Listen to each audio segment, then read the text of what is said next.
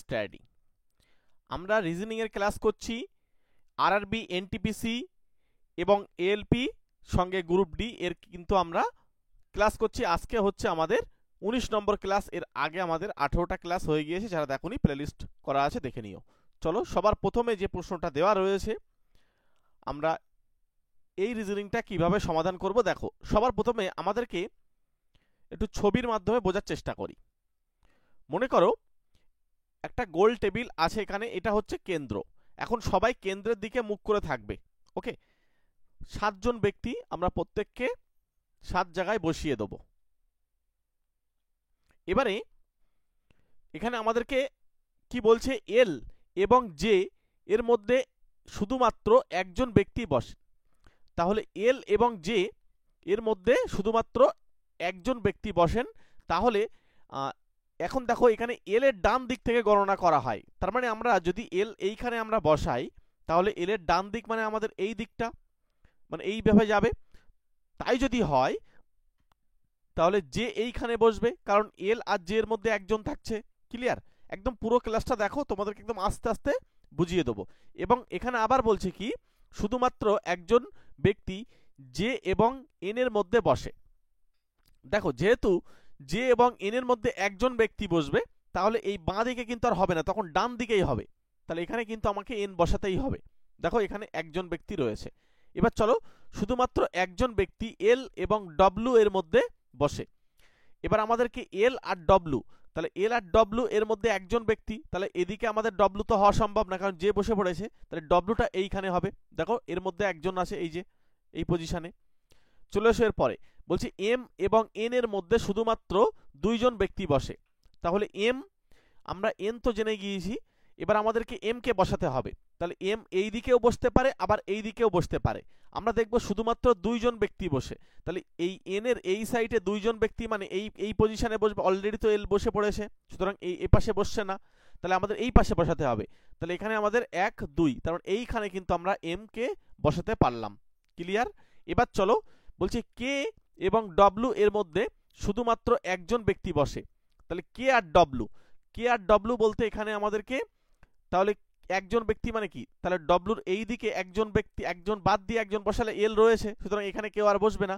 তাহলে এই পাশে চলে এসো, এখানে যদি আমরা একজন এইখানে কে যদি বসিয়ে দিই, দেখো এই ডব্লিউ আর কে এর মধ্যে কিন্তু একজন ব্যক্তি বসে রয়েছে এন। তাহলে আর কে বাকি রয়েছে, এখানে বাকি রয়েছে আই। তাহলে প্রত্যেককে আমরা কিন্তু জায়গা মতন বসিয়ে দিতে পারলাম। এবার আমাদেরকে কোশ্চেন কি করছে, আই আর জে এর মধ্যে কতজন লোক বসে। তাহলে আই এইখানে রয়েছে আর জে এইখানে রয়েছে, তাহলে এর মধ্যে 2 জন ব্যক্তি বসছে। তাহলে এখানে 2 জন উত্তর হয়ে যাবে। ক্লিয়ার? চলো পুরো ক্লাসটা দেখো, তোমরা আরো সহজভাবে তোমাদেরকে রিজনিং গুলো করাবো। 2 নম্বর আমাদেরকে কি বলছে, একজন গাড়ি চালক এ বিন্দু থেকে শুরু হয় বা শুরু করে। এখন আমরা এটা করার জন্য আমরা একটু দিক নির্দেশকটা ঠিক করে নেব। উত্তর দিক এবং এর নিচে এটা হচ্ছে দক্ষিণ দিক। তোমরা সবসময় উপরের দিকটা উত্তর দিকেই রাখবে। হ্যাঁ, আমি আগের দিনও তোমাদের বলছিলাম পশ্চিম দিক, আর এই দিকটা হচ্ছে আমাদের পূর্ব দিক। চলে এসো, এবার আমাদেরকে সবার প্রথমে কি বলছে, পূর্ব দিকে 18 কিমি যাবে, অর্থাৎ এই দিকে আমাদের 18 কিমি যেতে হবে। চলো আমরা এই দিকে 18 কিমি রাস্তা গেলাম। মনে করো এইটা হচ্ছে 18 কিমি, একদম ঠান্ডা মাথায় বোঝো। তারপর ডান দিকে বাঁক নেন। তাহলে এরপরে এবার ডান দিকে বাঁক নেবে। যখন তুমি পূর্ব দিকে থাকবে, তখন তোমার ডান হাত কিন্তু দক্ষিণ দিকে থাকবে। খেয়াল রাখো। তাহলে এই দিকটা হচ্ছে আমাদের নিচের দিকে নামতে হবে। এদিকে কতটা নামবো আমরা, আমরা ডান দিকে আসবো 13 কিমি। এই যে 13 কিমি এখানে রয়েছে। চলে এসো, এবার বলছে ডান দিকে মোড় নেন এবং 29 কিমি ড্রাইভ করে। এবার যখন আমার দক্ষিণ দিকে মুখ, তখন কিন্তু আমার ডান হাত পশ্চিম দিকে চলে যাবে। সুতরাং আমরা পশ্চিম দিকে 29 কিলোমিটার কিন্তু চলে যাব। এবার মজার বিষয় হচ্ছে, এইটা যখন 18 কিমি, এইটা হচ্ছে 18। এই রিজনিংগুলো করার জন্য কিন্তু এটা 18, এটা 18, এটা এই জায়গাটা কিন্তু খুব গুরুত্বপূর্ণ। তাহলে বাকিটা কত, যেহেতু 29টা টোটাল, এই 29টা টোটাল, আর এই বাকিটা রয়েছে এইখানে 11 অবশিষ্ট। আমি পুরোটাকে এই পাশে রাখবো, আর যেটা ছোটগুলো বা কমগুলো কাটাকাটাগুলো ভিতরে লিখবো। হ্যাঁ, এটা আমি আগের দিনও তোমাদেরকে বলছিলাম, যারা আগের ক্লাসগুলো দেখোনি তারা পরে আগের ক্লাসগুলো দেখে আসবে। এবার চলো, এরপরে হচ্ছে তারপর তিনি ডান দিকে মোড় নেন এবং 17 কিমি গাড়ি চালান। তাহলে আমি যখন পশ্চিম দিকে থাকবো, তাহলে আমি যখন ডান দিকে মোড় নেব, তখন কিন্তু আমার ডান হাত উত্তর দিকে থাকবে, সুতরাং উত্তর দিকে চলে যেতে হবে। এই কেন লাইন থেকে ছেড়ে বেরিয়ে যাচ্ছি এটা কিন্তু খুব ভাইটাল। 17 কিমি মানে হচ্ছে এই টোটালটা 17, হ্যাঁ, আর এইখান থেকে এইটুকু কিন্তু 13। ক্লিয়ার করো, কারণ এই পাশে 13 তাই 13, হ্যাঁ। এবারে এই বাকিটা কতটা, এই বাকিটা তার মানে 17, মানে এইটুকু থাকবে আমাদের 4। তাহলে এই 4 কিমি আমি কিন্তু উপরে উঠলাম। এবার বলছে তিনি একটি চূড়ান্ত ডান দিকে বাঁক নেন। তাহলে এবার ডান দিকে মানে কিন্তু আবার সে পূর্ব দিকে হয়ে যাবে। তাহলে ডান দিকে যখন বাঁক নিয়েছে কতটা, 11 কিমি রাস্তা।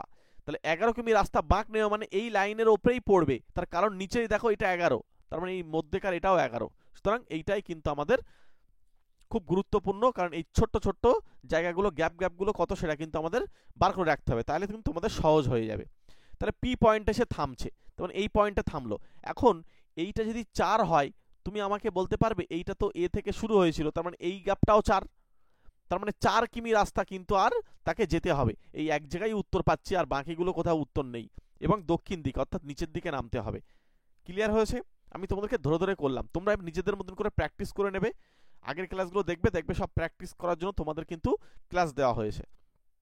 রিজনিং এর সঙ্গে আমাদের কিন্তু ম্যাথের ক্লাস চলছে, ম্যাথের 42তম ক্লাস হয়ে গিয়েছে, সঙ্গে সায়েন্স। আরআরবির জন্য আমরা এই রিজনিং, ম্যাথ, সায়েন্স এই তিনটে তোমাদেরকে পরপর ক্লাস দিতে থাকবো। তোমরা আমাদের চ্যানেলে যারা নতুন আছো তারা সাবস্ক্রাইব করে রেখে দাও, একটা ছোট্ট করে লাইক করে রেখো সবাই, হ্যাঁ। আর ক্লাস কেমন লাগছে অবশ্যই একটু জানিয়ে দিও।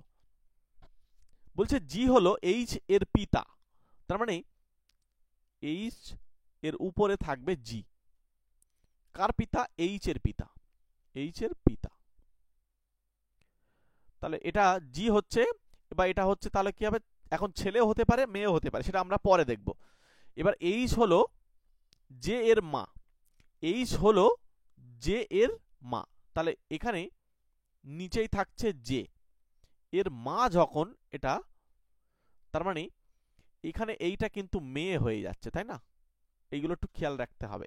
এবার জে হলো কে এর ভাই, তাহলে জে আর কে একই লাইনে থাকবে, এরা হচ্ছে ভাই। ওকে, আচ্ছা।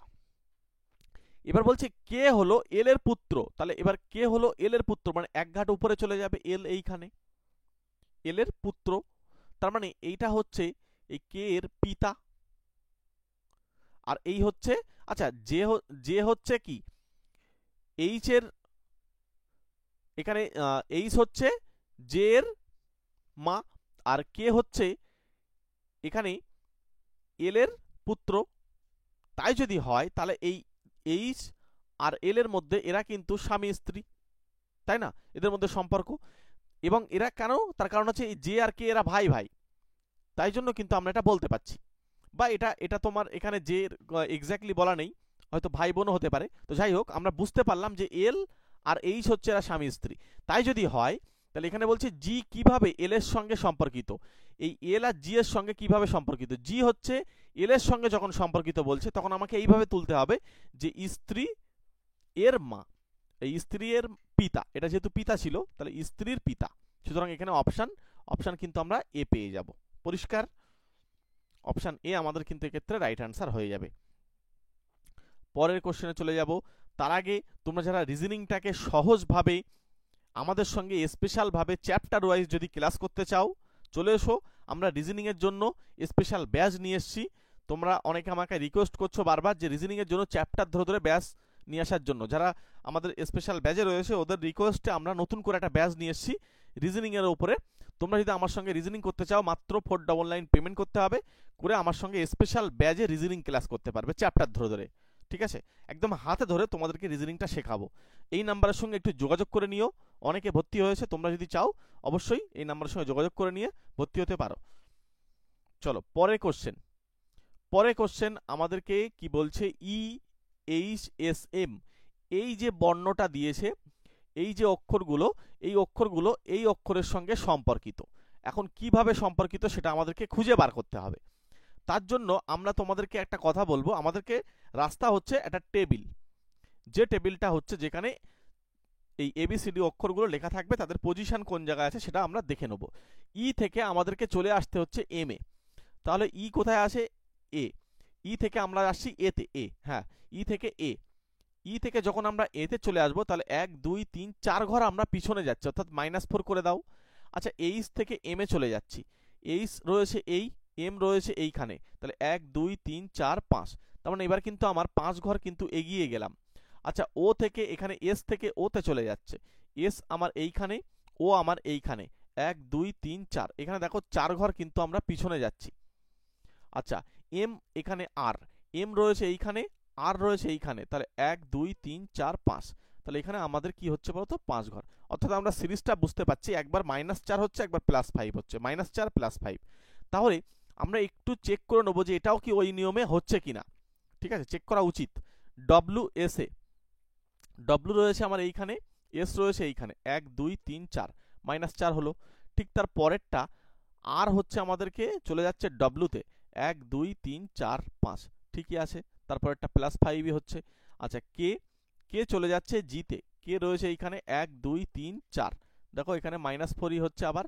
আর ডব্লু আবার বিতে আসছে, ডব্লু, এই ডব্লু বিতে 1 2 3 4 5, দেখো এখানে কিন্তু +5ই হয়ে যাচ্ছে। সুতরাং আর আমাদের দেখার দরকার নেই, আমরা ও প্রথমে 4 ঘর পিছনে চলে যাব, ও থেকে 1 2 3 4, তাহলে কে দিয়ে শুরু হবে, হ্যাঁ, কে দিয়ে শুরু যখন, তখন আমরা বুঝতে পারছি এক জায়গায় আমাদের কে রয়েছে অপশান সিতে।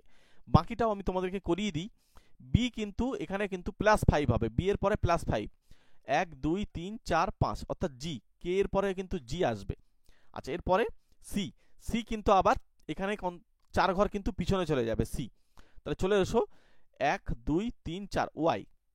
আচ্ছা এরপরে হচ্ছে জি, জি কিন্তু আবার 5 ঘর সামনে যাবে, 1 2 3 4 5, তাহলে এল। ক্লিয়ার হয়েছে? একদম ঠান্ডা মাথায় জাস্ট তোমাদেরকে এই সমস্ত রিজনিংগুলো সহজ, তবে রিজনিংগুলোকে ধরতে হবে, আর এই ছকটা তোমাদেরকে একবার টেনে নিতে হবে, তাহলে সুবিধা হবে, যেই সেই হয়ে যাবে। এবং প্র্যাকটিস করতে থাকো পরপর, আর আমাদের সঙ্গে যুক্ত থাকো, তোমাদেরকে আমরা পরপর ক্লাস দেব। এখানে হচ্ছে অপশান সি হচ্ছে রাইট অ্যান্সার। যদি ভালো লেগে থাকে একটা ছোট্ট লাইক করো, বারবার তোমাদেরকে একটা রিকোয়েস্ট করি, একটা লাইক করলে দেখতে ভালো লাগে আমাদের। এবং ক্লাস কেমন লাগছে তোমরা আমাকে অবশ্যই কমেন্ট করে জানিও। এবং তোমরা কোন বিষয়ে ক্লাস চাও, এনটিপিসির জন্য নাকি গ্রুপ ডি, এই দুটোর মধ্যে তোমরা কোনটি বেশি ক্লাস চাও সেটা আমাদেরকে জানিও, ঠিক আছে। এর সঙ্গে আরও একটা পরীক্ষা রয়েছে এএলপি, প্রত্যেকটা পার্টের রিজনিং কিন্তু আমরা পরপর তোমাদেরকে করিয়ে দেবো, তোমরা একটু আমাদেরকে কমেন্ট করে জানিও। আচ্ছা এবার আমাদেরকে কি বলছে, W X Y Z T এবং ইউ নামে 6 জন, প্রত্যেকেরই বিভিন্ন বয়সের। ডব্লিউ এর বয়স 30 বছর। আমরা আগের দিন যেগুলো করছিলাম সেই রিজনিংগুলো কিন্তু একই টাইপসের হলেও এগুলো কিন্তু আলাদা রিজনিং, হ্যাঁ। এবার বলছে ইউ এর বয়স টি এর বয়সের 1/4, তাহলে ইউ এর যে বয়স রয়েছে, ইউ এর বয়সটা কার, টি এর বয়সের 4/1 হলো। ওয়াই এর বয়স এক্স এর বয়সের দ্বিগুণ, তার মানে ওয়াই সমান সমান আমরা কি লিখতে পারি, 2x। আচ্ছা টি এর বয়স হচ্ছে ওয়াই এর বয়সের 5 গুণ, তার মানে টি সমান সমান আমরা লিখতে পারবো 5y। আচ্ছা ডব্লিউ এর বয়স হচ্ছে ওয়াই এর বয়সের দ্বিগুণ, তার মানে ডব্লিউ সমান সমান আমরা লিখতে পারি 2u। বলছে এক্স এর বয়স জেড এর বয়সের 1/4, আর একটা বলছে এক্স এর বয়স সেটা হচ্ছে জেড এর বয়সের 1/4, মানে z/4। এবার আমাদেরকে জেড এর বয়স বার করতে বলছে। জেড এর বয়স যদি বার করতে বলে তাহলে আমাদের এক্স এর বয়স লাগবে, তাহলে আমরা জেড এর বয়সটা বার করতে পারবো। এখন আমরা ডব্লিউটার বয়স কিন্তু আমরা জানি 30, আমরা এইটাই হচ্ছে আমাদের কাছে আসল কুলু, ভালো করে শোনো, এটা হচ্ছে আমাদের আসল কুলু। একটু ম্যাথের জ্ঞান থাকলে এই রিজনিংগুলো খুব সহজে হয়ে যায়। যখন ডব্লিউর মানটা 30 আসে তখন আমরা এই জায়গায় কিন্তু 30 বসিয়ে দিতে পারি, আর যেই 30 বসাবো এই 2 দিয়ে কাটলে কিন্তু এটা 15 হয়ে যাচ্ছে, তার মানে আমরা বলতে পারি ইউ কিন্তু একদম পরিষ্কারভাবে 15 আসছে। যখন ইউ এর মান 15 তখন কিন্তু আমরা এই জায়গাটায় 15 লিখতে পারবো, কারণ এইখানে ইউ রয়েছে, আর এই 4টা গুণ করে দিলে 4 15 60 হবে, মানে টি এর বয়স পাবো। ভালো করে শোনো, টি এর বয়স হচ্ছে 60। আমি তোমাদেরকে আস্তে আস্তে ধরে ধরে করাই যাতে তোমাদেরকে একেবারে যাতে ক্লিয়ার হয়, হ্যাঁ। আচ্ছা তাহলে আমি টির বয়স যখন পেয়ে গেলাম, তার মানে আমরা এইখানে টি দেখতে পাচ্ছি, তাহলে এইখানে টিটা যদি আমরা 60 লিখি, তার মানে এই 5 দিয়ে যদি কাটা যায় তাহলে 12 আসবে। কার মান আসবে 12, ওয়াই এর মান। এগুলো জাস্ট তোমাদেরকে একটু এইভাবে করে নাও। এবার ওয়াই এর মান যখন আমরা জেনে গেলাম, তখন কিন্তু আমাদের এইখানে ওয়াই এর পরিবর্তে আমরা 12 বসাতে পাচ্ছি। তখন এই 2 দিয়ে যদি আমরা কাটি তাহলে 6 আসে, তার মানে এক্স এর মান কিন্তু আমরা 6 পেয়ে গেলাম। দেখো এক্স এর মানটা বার করার জন্য আমাদেরকে সকলের সাহায্য নিতে হচ্ছে, এবং এটা এইভাবেই সেট করা আছে। তাহলে জাস্ট কি করব, আমরা এই এক্স এর পরিবর্তে 6 বসিয়ে দেবো, যেহেতু 6 এসছে এক্স এর মান। তাহলে z/4 এই 4টা এইদিকে কোনাকুনি গুণ হয়ে যায়। হ্যাঁ, তাহলে 4 6 24, তার মানে জেডের যে বয়সটা থাকবে সেটা হচ্ছে 24। দেখো এই সমস্ত রিজনিংগুলো তোমরা একটু সচেতনভাবে করলে তোমরা কিন্তু পেরে যাবে, কোনো অসুবিধা হবে না। চলো আমরা এর পরের কোশ্চেনে চলে যাব। পরের কোশ্চেন আমাদেরকে কি বলছে, একদম সহজ রিজনিং। বর্ণ, সংখ্যা এবং প্রতীক সৃষ্টি পড়ুন এবং নিম্নলিখিত প্রশ্নের উত্তর দিন। শুধুমাত্র বাম থেকে ডানে গণনা করা হবে আর কি। হ্যাঁ, গণনা করতে হবে বাম থেকে ডানে। এখন বলছে এই দিকটা হচ্ছে বাম দিক, এদিকটা হচ্ছে ডান দিক।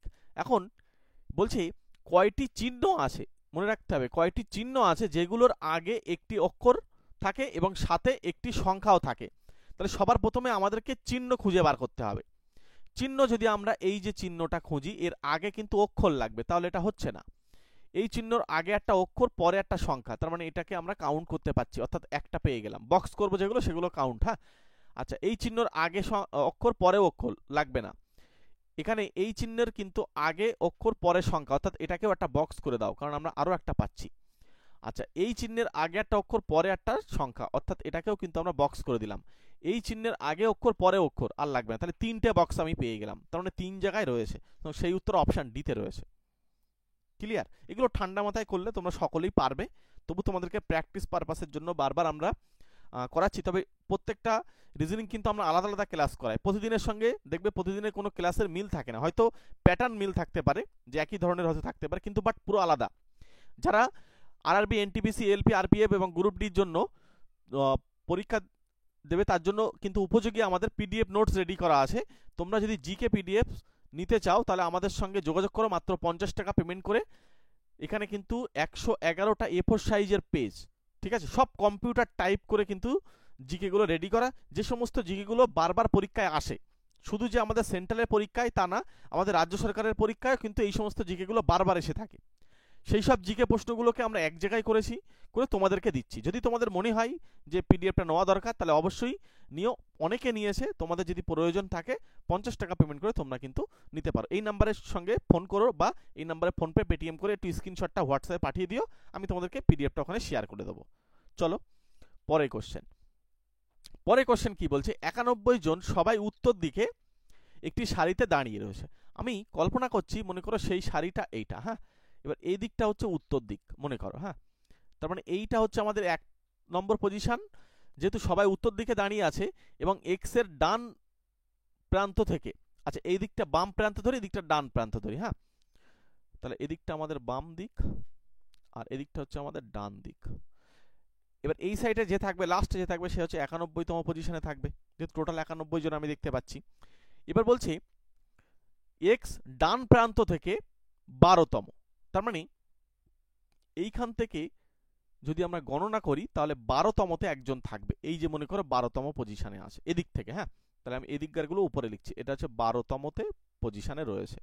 এখন এর পরে হচ্ছে ওয়াই বাম প্রান্ত থেকে, আবার ওয়াই কিন্তু এদিক থেকে বাম প্রান্ত থেকে 86তম। এবার ওয়াই যখন বাম প্রান্ত থেকে 86তম, আবার এ যখন 12তম, তাহলে কিন্তু এর ভিতরে ঢুকে যাবে। ঠিক আছে, সুতরাং এই পজিশনে কিন্তু হতে পারে, এরকম একটা পজিশন আমরা কল্পনা করে নিচ্ছি। এটা হচ্ছে আমাদের নিচের থেকে এইটা, এটা কাউন্ট করো, এটা হচ্ছে কত, 86তম। ক্লিয়ার? এবার যে এই দিক থেকে 12তম, সে এই দিক থেকে কততম, আমরা জাস্ট এইটা কিন্তু একটু ক্যালকুলেশন করে বার করে নেব। সেটা কিভাবে করতে হবে, ওই 91 এর সঙ্গে আমরা কি করব, ওই 12টা বিয়োগ করব। বিয়োগ করা হয়ে গেলে তার সঙ্গে একটা 1 যোগ করব।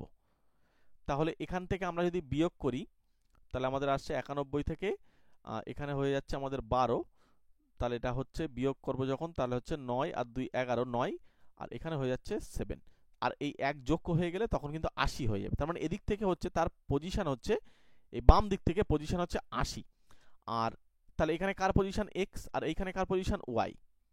এবার দেখো এই 80, এইখান থেকে 80, আর এইখানে হচ্ছে 86, তার মানে এর মধ্যে কতজন থাকবে। তাহলে এর মধ্যে আমরা কিন্তু পরিষ্কার বার করতে পারবো।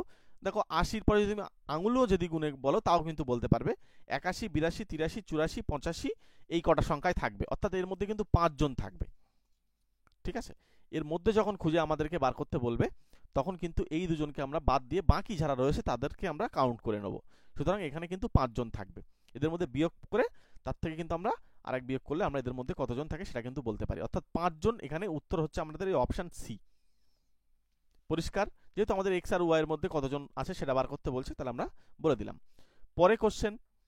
পরে কোশ্চেনটা দেখো আমাদেরকে কি বলছে।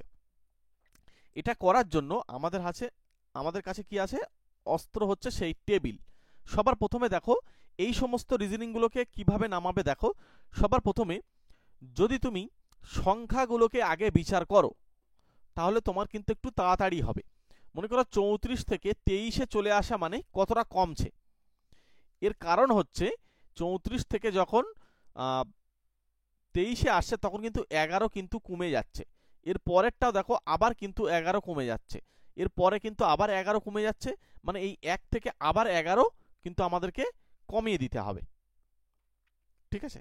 1 থেকে যখন আমরা 11 কমাবো তার মানে একটা জিনিস তোমাদেরকে মনে রাখতে হবে যে 1 এখানে কিন্তু আমাদের মাইনাস কিন্তু 10 করতে হচ্ছে, তাই তো?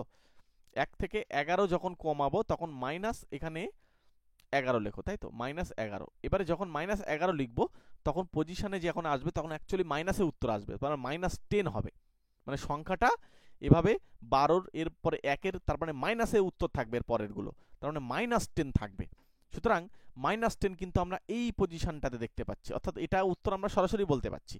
এছাড়া তোমরা যদি মনে করো যেটাকে আমরা একটু সিরিজ ওয়াইজ যদি দিই, ধরো এখন এমন একটা হচ্ছে যে এখানেও -11 রয়েছে, মনে করো এই 14টা, তাহলে তো তখন কনফিউশনে -10 রয়েছে মনে করো, তাহলে কনফিউশনে পড়ে যাবে। তখন কি করবে?